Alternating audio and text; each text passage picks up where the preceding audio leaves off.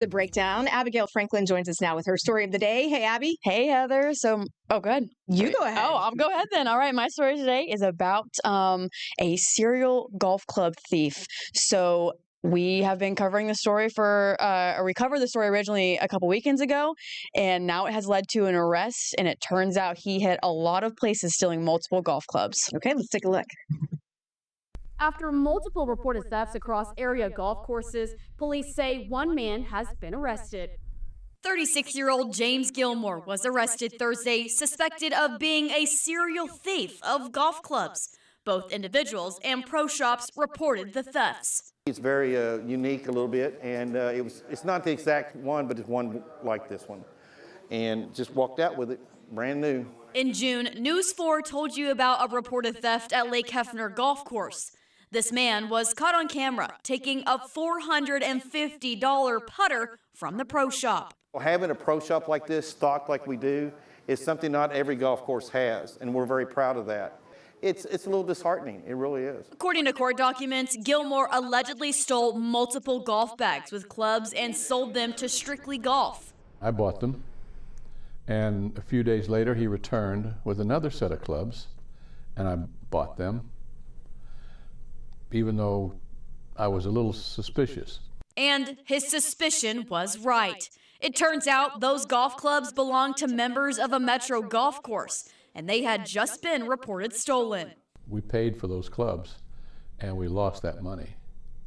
I did manage to stop payment on one of the checks, but we lost about $500. Kicking Bird Golf Club security cameras also recorded a similar man stealing clubs off the back of a golf cart. Court documents accuse him of stealing a driver from a customer at Early Wine Golf Course that same day. In Oklahoma City, Abigail Franklin, Oklahoma's News 4. And Abby joins us now for some questions. So, Abby, how did police connect the dots? I mean, they had the surveillance video, but how did they connect all of the different situations to lead to that arrest? Yeah, so that was obviously one of the biggest ones you saw there. Unfortunately, we didn't get the other security camera footage back today from Kicking Bird, but we do know they have him on camera as well as other locations seeing him on camera. So that was very vital for police to use in order to figure out who he was. But also the man that you saw there that owns that Strictly Golf store, the one that bought the stolen golf clubs, yes. He actually has a policy where he copies driver's license from people trying to sell clubs. And so that was a vital part in turning that into police to actually identify him with name, photo, and the clubs themselves that were also reported stolen. So that was very pivotal in this case. Okay, yes. And golf clubs, as we all know, are very expensive. Very. Yes. I learned something new today.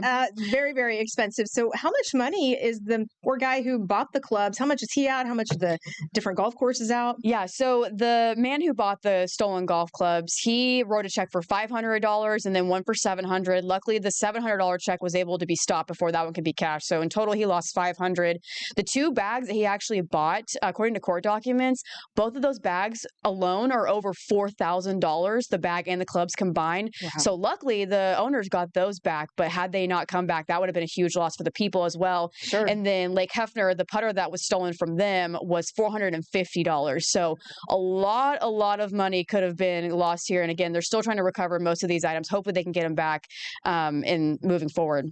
This is just another story that we show every single day on the news that cameras are always watching. Yes. Why don't people understand this? I know. And he was caught in plain sight. The Lake Hefner one was very clear quality for sure. And that was very pivotal for Lake Hefner to get that out. And hopefully someone knew where he was. And sure enough, somebody was able to connect the dots with him. Has this suspect ever done anything like this before? So from what I can see from public records here in Oklahoma, he has a felony case in Oklahoma that was dismissed. Those charges never went anywhere. So this would be his first offense, and he's facing 2 felonies and 1 misdemeanor that would carry a lot of time if he was convicted. Okay. Moral of the story, cameras are everywhere. Yes.